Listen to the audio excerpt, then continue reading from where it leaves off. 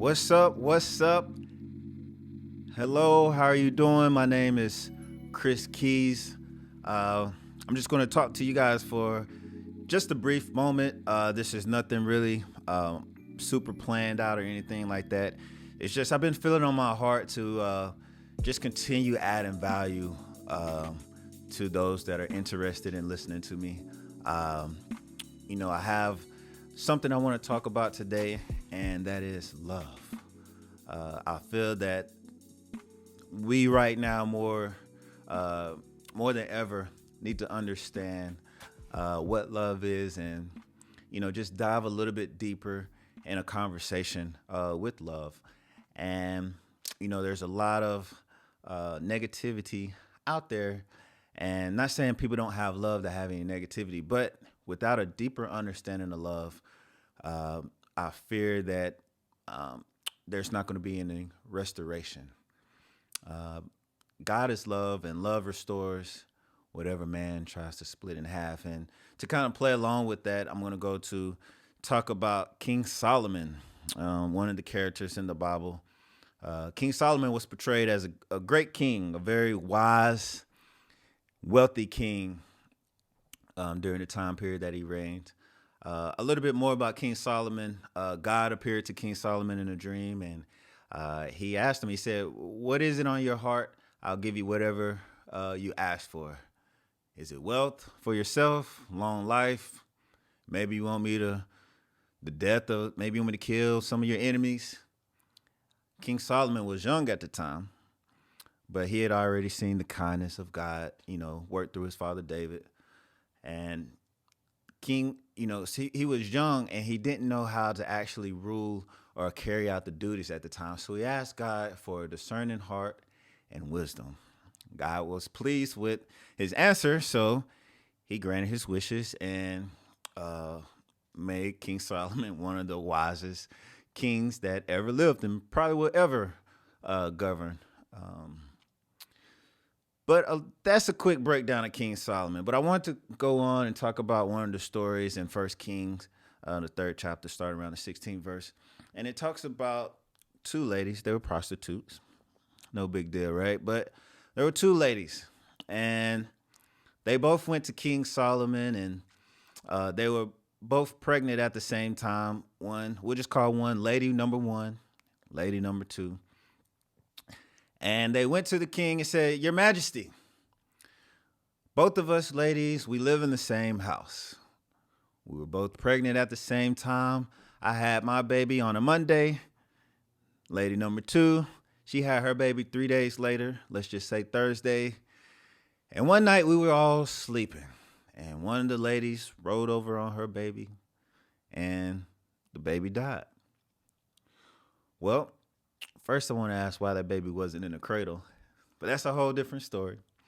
But anyway, the lady, she rolled over, killed her baby. So she got up, she took her baby that she killed, went to the other room of the other lady, and basically swapped the baby. She put her dead baby in her bed and took the other baby that was living and put that baby back in her bed. Within that, that's a whole nother story as well. But let's keep going. Let's keep getting into the details of the story. So the two ladies, the two mothers, they woke up the next day and they went to feed their kid, their child. And the lady realized that as she was feeding the baby, she said, "Wait a minute, my baby is not alive. He's dead." So startled, not really knowing what's going on, she took the baby to the light and took a closer look and realized her eyebrows went up, eyes got big, and said, "Wait a minute, this isn't my baby." Now, for all the mothers out there who have had kids, you know, I'm assuming you could tell, what your baby looks like at any age, whether it's a 3-day-old baby or a 30-year-old baby. I mean, you could tell that's your baby. I mean, you've carried this baby, you've nurtured that baby, you've endured 9 months of, stitching your unseen DNA, loving on that baby.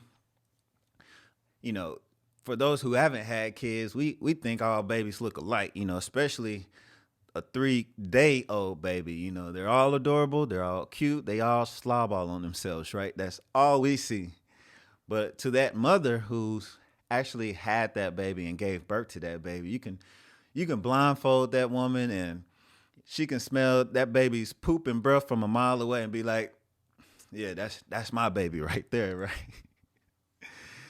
So, I mean, that's a whole nother story within itself, but that's not what I want to talk about. I want to continue on with the story. So the two ladies, they was talking to uh, King Solomon, and lady number one, she said, this is not my baby, King. And lady number two, she quickly interrupted and said, wait a minute, yes, it is. That's your baby. My baby is still alive. So they went on arguing back and forth. Conversation got aggressive, boisterous. I could just see, just like today, everybody was pulling out their phones, the servants and the priests and everybody watching. It became big news. Everybody started posting it on Facebook Live, Snapchat, Twitter. The news media started coming in. I mean, this was headline news. I mean, somebody tried to take somebody's baby, right? So finally, it was on a Monday. King Solomon had enough of the banter.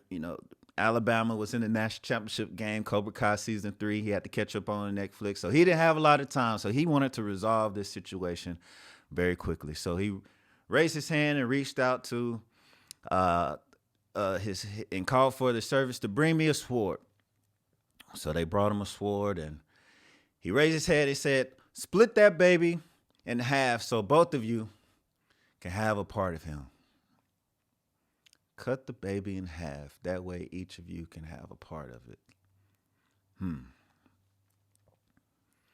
Lady number one, she fell to her knees, begged the king, please, king, don't kill my son. Your Majesty, I love my son very much.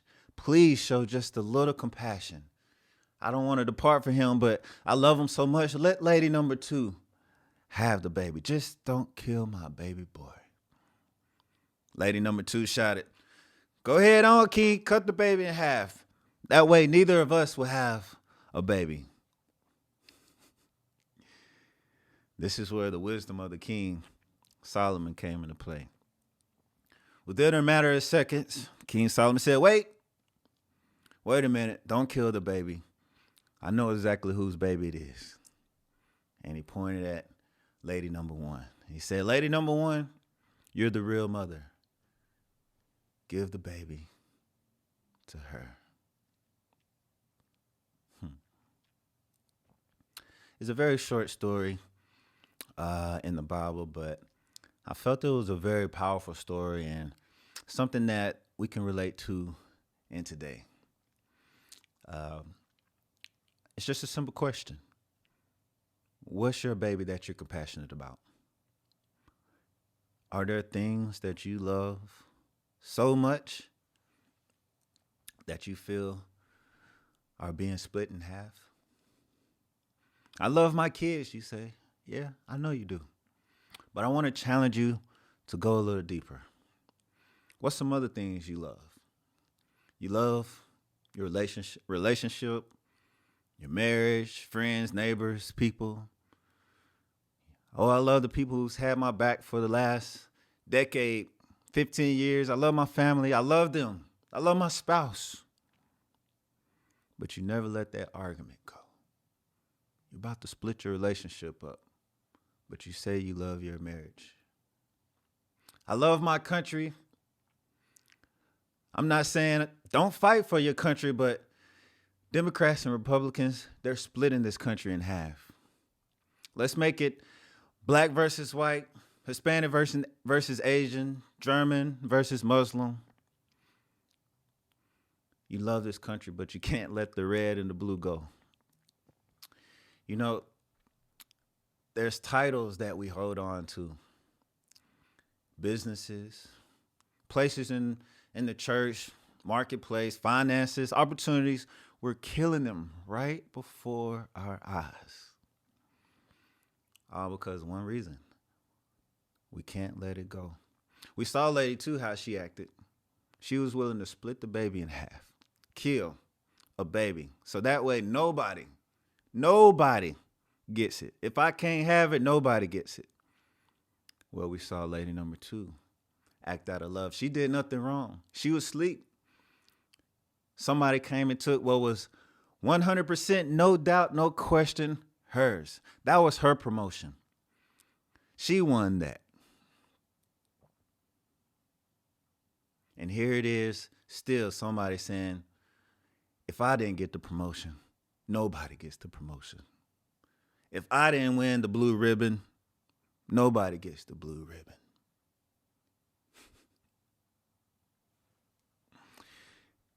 Number 2, couldn't let it go. Sometimes we have to be like lady number 1. And let me just say this, guys, right here. You know, King Solomon, he's a very wise king, but I believe in Christ. You know, most of you guys know that. But I believe that if you don't believe in him, try it out. You don't have to, but you should believe in something, because there's times in our life where we're not going to see what's going on behind the scenes. We're just not capable enough. We're human.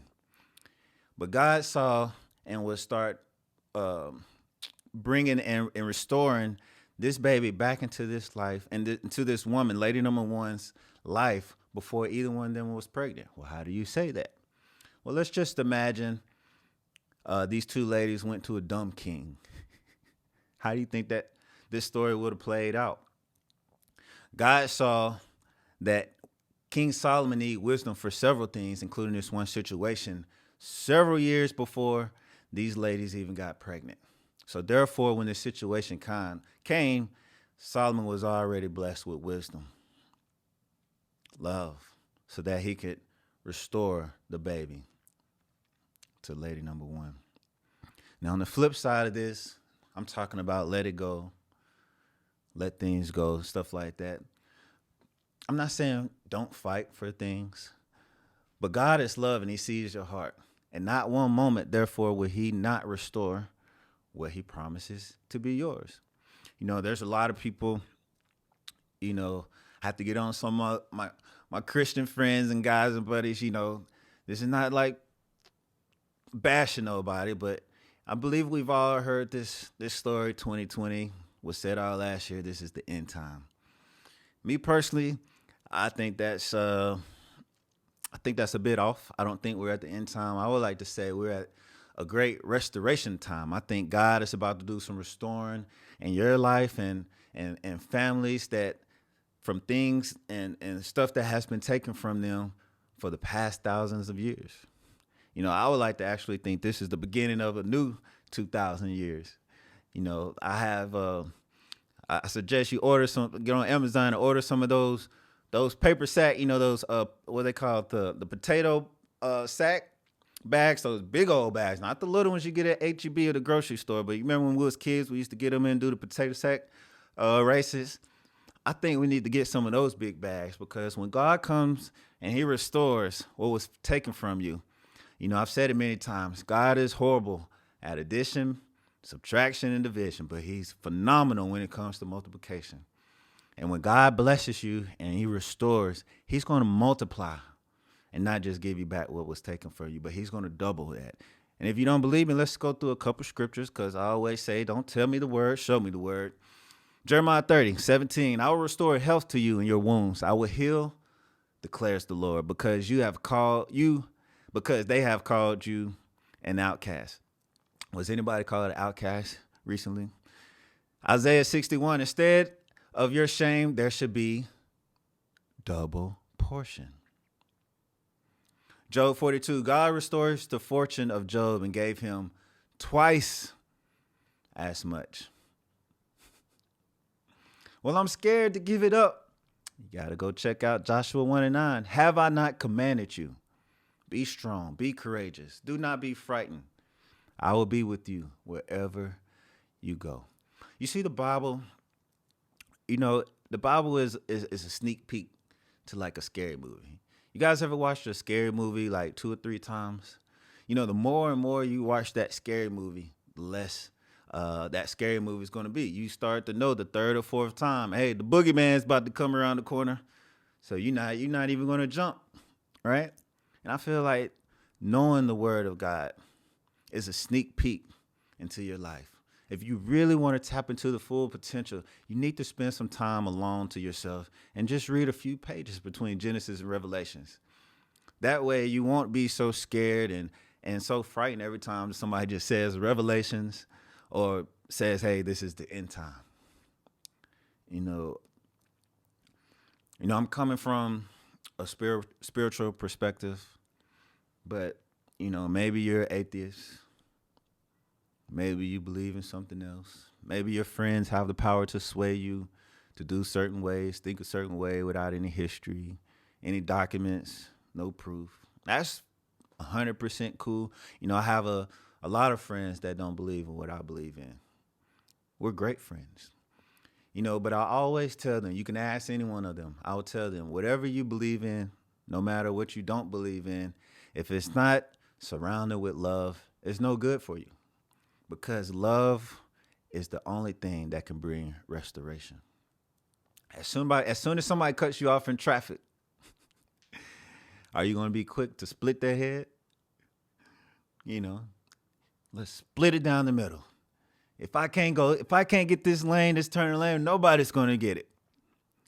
I've seen videos where people will literally get in their car and smash their car into somebody else's car because of road rage. Tear up just their whole, just whatever,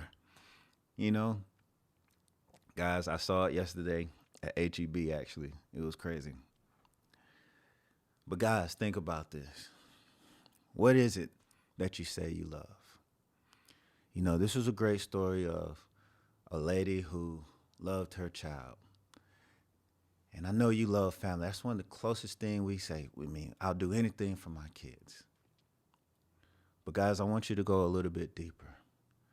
Because love is the only thing that can restore what was been taken from you. Peace, perseverance, your faith. You're going to need love to get those things back. And God is fighting behind closed doors. And he's just waiting on you to give it up and give it to him. I'm going to be doing a lot more of these messages. Later on this week, I'm going to open up and I'm going to talk about something nobody's been talking about.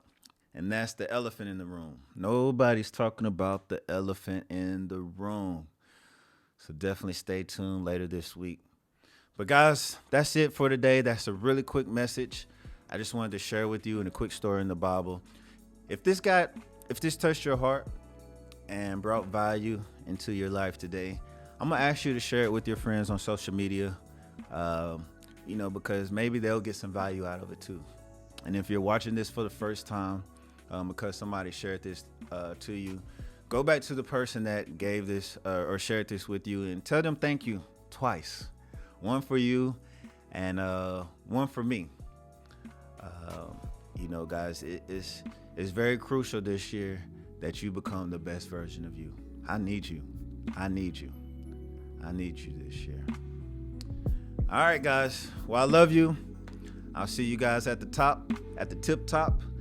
Y'all stay creative and stay blessed.